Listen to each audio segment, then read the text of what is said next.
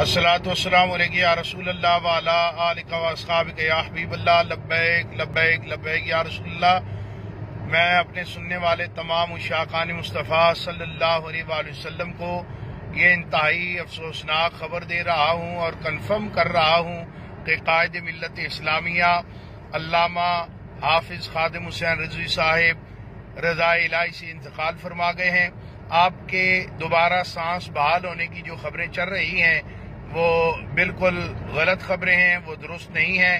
آپ اللہ کی رضا سے تاجدار مدینہ صلی اللہ علیہ وآلہ وسلم کی بارگاہ میں حاضری کے لیے رخت سفر باندھ چکے ہیں۔ میں تمام کارکنان ذمہ داران سے یہ گزارش کرتا ہوں کہ آپ لاہور کی طرف سفر جو ہے اس کا آغاز فرما دیں۔ انشاءاللہ لاہور پہنچ کر نماز جنازہ کا جو اعلان ہوگا وقت کا، اس کا بھی اعلان کر دیا جائے گا۔ فی الحال اتنا آپ کو کنفرم کر رہا ہوں کہ قبلہ امیر المجاہدین جو ہیں آپ رضا الہی سے وصال فرما گئے ہیں۔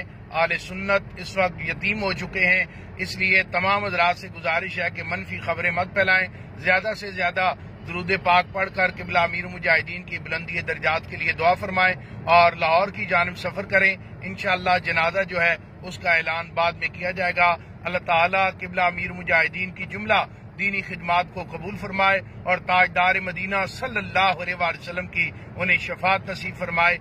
جزاک اللہ۔